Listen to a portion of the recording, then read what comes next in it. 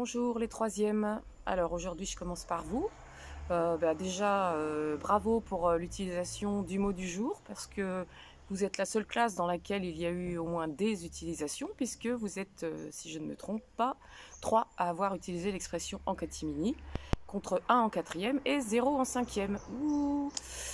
Alors avec des phrases intéressantes comme je suis allée dans les bois en catimini, ou je tiens un journal en catimini parce que j'ai honte, et j'ai voulu regarder votre vidéo en catimini, mais mon père m'a surpris. Voilà, donc merci à ceux qui ont fait l'effort.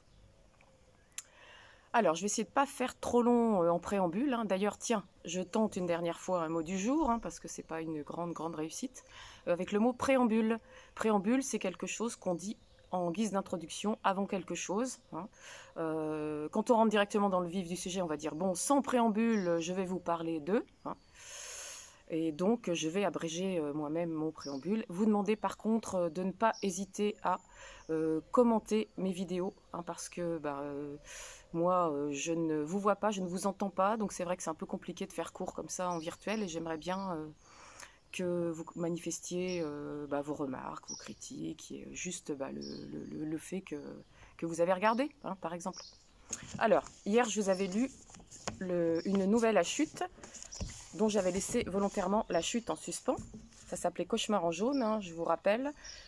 Cet homme qui avait détourné de l'argent et qui voulait tuer sa femme le jour de son anniversaire, mais à l'heure précise à laquelle il était né.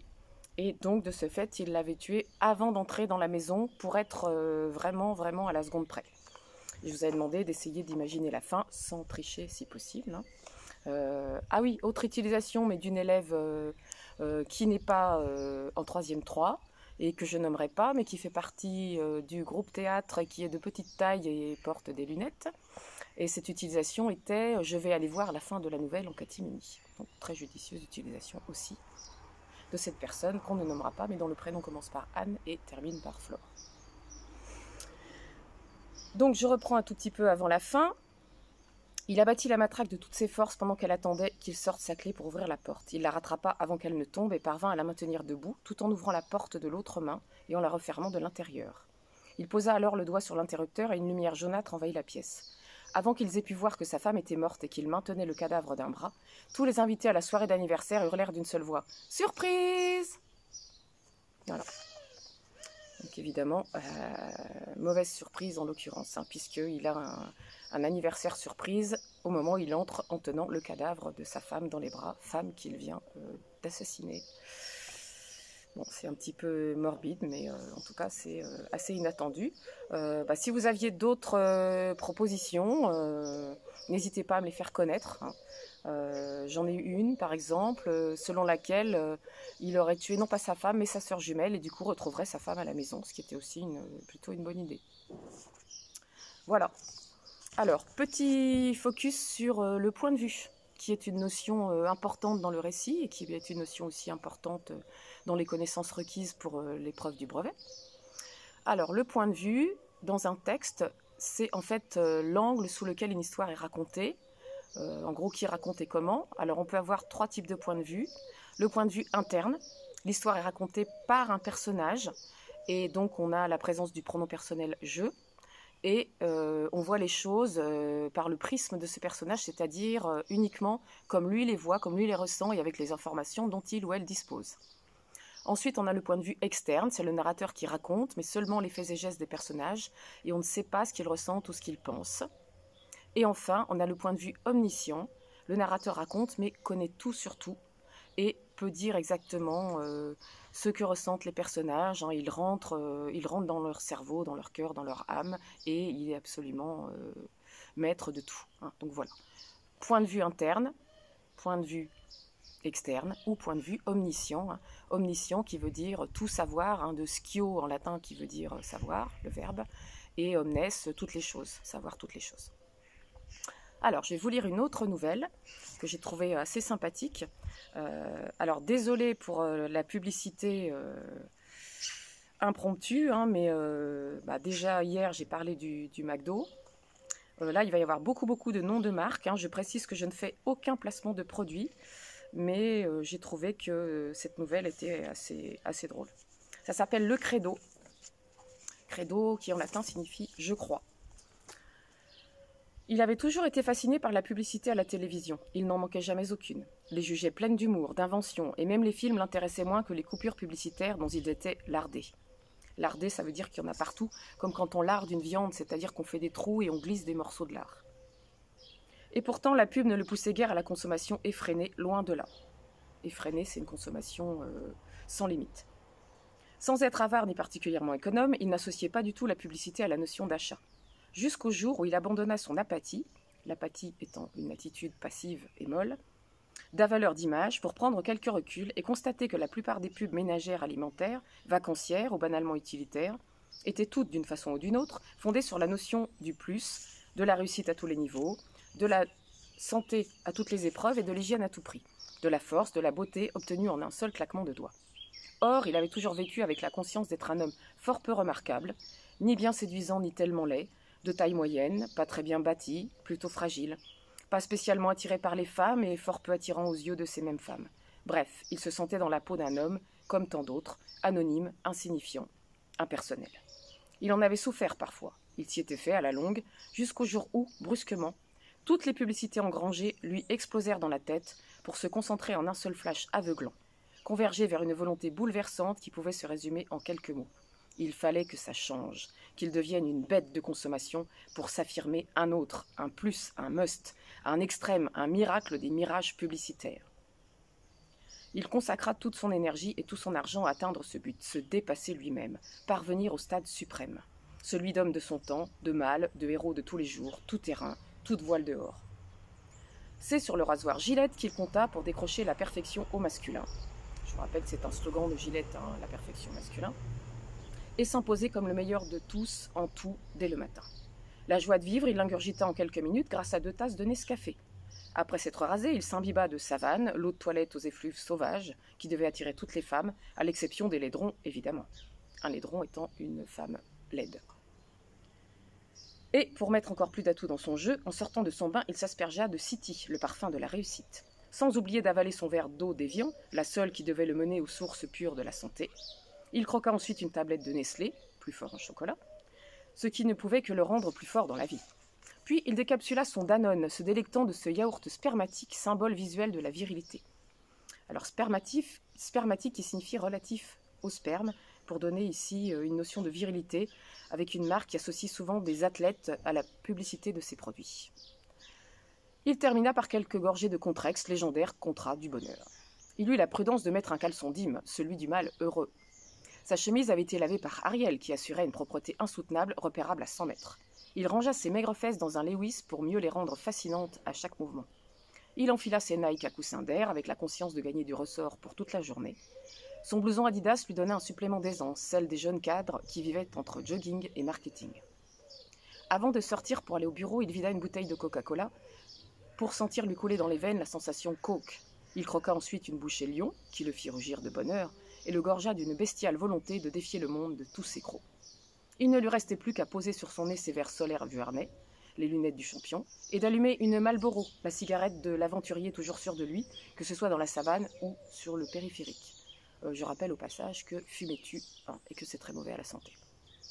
Lesté des yeux aux pieds de tous ces ingrédients de choc, il aborda sa journée de morne travail aux assurances en enlevant avec brio quelques affaires en suspens depuis des semaines et constata que plusieurs employés se retournaient sur son passage dans les corridors, sans compter que l'une d'elles lui avait adressé quelques mots. Il quitta le bureau au milieu de l'après-midi pour aller dans un pub voisin où il commanda un Canada Dry, le dégustant avec la mâle assurance du buveur de whisky, certain de ne pas dévier dans l'ivresse. Oui, parce que Canada Dry, dans le slogan, a la couleur de l'alcool, a le nom qui sonne comme un nom d'alcool, mais n'est pas de l'alcool, qui d'ailleurs est très mauvais à la santé. Et rien qu'en jetant un vague regard derrière lui, il repara immédiatement une jeune femme qui lui parut digne de se donner à lui. Elle était très joliment faite, un peu timide sans doute, mais l'air pas trop farouche et fort mignonne. Pour un homme peu habitué à la drague, il avait eu du flair et le coup d'œil. Grâce à Pink, Flock, Crash, Zoom, Blom ou Scratch, sans doute. Des noms de marques donnés au hasard. Sans hésiter, il l'invita à prendre un verre à sa table. Elle le regarda de haut en bas, eut presque l'impression de le humer, c'est-à-dire de le respirer, accusa alors un léger mouvement de recul impressionné.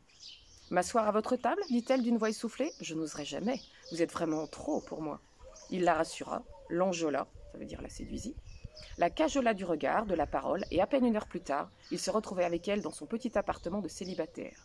Il lui servit un martini blanc, ne prit rien, et lui demanda de l'excuser un instant, après lui avoir délicatement effleuré les lèvres. Il ressentait le besoin de se raser de près. Il entra dans sa minuscule salle de bain où la jeune femme, subjuguée, le suivit. Il s'aspergea de mousse à raser Williams, surglobulé par l'anoline R4 diluée dans du menthol vitaminé, puis il prit son rasoir Gillette et vit sa compagne se décomposer. « Non, balbutia-t-elle. Oh non, moi qui croyais que vous seriez mon idéal, mon rêve de perfection masculine. Mais ce n'est pas avec Contour Gillette que vous vous rasez, c'est avec Gillette G2. Rien ne sera jamais possible. » Il n'eut pas le temps de la rattraper. Déjà, elle avait ouvert et refermé la porte derrière elle. Alors évidemment, c'est une chute très humoristique, totalement improbable, mais très drôle, puisqu'on imagine vraiment un univers où tout serait dédié aux marques et où tous les slogans seraient pris au pied de la lettre, comme si les produits étaient des sortes de choses magiques, et que les slogans soient à prendre au pied de la lettre. Alors je suis désolée, ce qu'on entend en fond sonore, c'est mon chat qui est en train de vomir une boule de poils. Pas très agréable, mais voilà, ce sont les aléas du direct en pleine nature. Alors je voudrais revenir sur un passage où on nous dit que le personnage, quand il se rend à son travail, voit que plusieurs employés se retournent sur son passage, et sans compter que l'une d'elles lui avait adressé quelques mots. Alors là, on vous parle d'une conversation qui a eu lieu, mais on n'en connaît pas le contenu. Donc c'est tout à fait ce dont je parlais dans le discours apporté, et là c'est ce qu'on appelle le discours narrativisé, la 4e forme que j'avais évoquée. Un discours direct, indirect libre et narrativisé. Là, on évoque une conversation dont on ne connaît pas le contenu et dont aucun passage n'est retranscrit, même de façon indirecte. Donc voilà.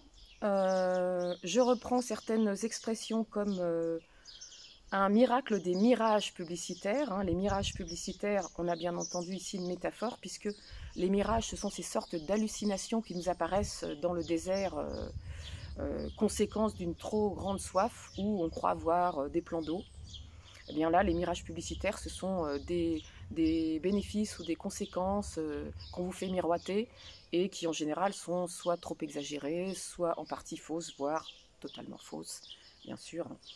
Notamment Gillette, la perfection au masculin. Si tous les hommes qui se rasaient avec le rasoir Gillette devenaient des exemples de perfection, bien sûr, ça se saurait. Donc là, c'est totalement mensonger, comme beaucoup de slogans d'ailleurs. Mais ça fait partie du principe, puisque le slogan est censé faire vendre. Donc voilà pour cette nouvelle qui s'appelle Le Credo, une nouvelle de Jacques Sternberg, journaliste et écrivain français bien connu. Alors, je vais vous lire une autre nouvelle, mais dont je ne lirai pas la fin, bien sûr. Elle est très très courte, que je ne veux pas faire trop long non plus. Condition que je la retrouve. Alors, c'est une nouvelle qui s'intitule Lucien. Je vous donne déjà le titre pour vous faire patienter. Et une nouvelle très courte, mais très intense et très très étonnante et très inattendue, dont je vous inviterai évidemment, là encore, à tenter de deviner la chute. Voilà, j'y suis. En fait, c'était la première. C'est bien la peine de tout balayer. Alors, Lucien. Lucien était douillettement recroquevillé sur lui-même. C'était sa position favorite. Il ne s'était jamais senti aussi détendu, heureux de vivre. Son corps était au repos, léger, presque aérien. Il se sentait flotter. Pourtant, il n'avait absorbé aucune drogue pour accéder à cette sorte de béatitude. La béatitude, c'est le bonheur parfait. Lucien était calme et serein naturellement, bien dans sa peau, comme on dit, un bonheur égoïste, somme toute. La nuit même, le malheureux fut réveillé par des douleurs épouvantables. Il était pris dans un étau. Un étau, c'est un outil métallique qui sert à serrer des deux côtés pour coincer quelque chose. Broyé par les mâchoires féroces de quelques fléaux. C'est un outil agricole qui sert à battre le blé, le fléau. Quel était ce mal qui lui fondait dessus? Et pourquoi sur lui plutôt que sur un autre? Quelle punition lui était donc infligée? C'est la faim, se dit-il. Il s'abandonna à la souffrance en fermant les yeux, incapable de résister à ce flot qui le submergeait, l'entraînant loin des rivages familiers. Il n'avait plus la force de bouger. Un carcan l'emprisonnait. Un carcan, c'est quelque chose qui vous empêche de bouger et qui vous bloque de partout. Un carcan l'emprisonnait de la tête aux pieds. Il se sentait emporté vers un territoire inconnu qui l'effrayait déjà. Il crut entendre une musique abyssale. Abyssale, c'est qui vient des profondeurs, de très profond. Sa résistance faiblissait, le néant l'attirait. Un sentiment de solitude l'envahit. Il était seul dans son épreuve, personne pour l'aider. Il devrait franchir le passage en solitaire. Pas moyen de faire autrement. C'est la fin, se répéta-t-il. La douleur finit par être si forte qu'il faillit perdre la raison. Et puis soudain, et là je vais m'arrêter là, et je vous laisse imaginer quelle peut être la fin. Là encore en jouant le jeu, bien entendu, et faites-moi des propositions. Peut-être que quelqu'un va trouver la bonne réponse, elle n'est pas si évidente. Alors, je vous rappelle que le mot du jour est le mot préambule, préambule qui est l'introduction qu'on fait avant quelque chose. Voilà, donc je ne vous dis pas à demain parce que c'est le week-end et que donc le week-end on ne travaille pas. Donc passez un bon week-end et à lundi.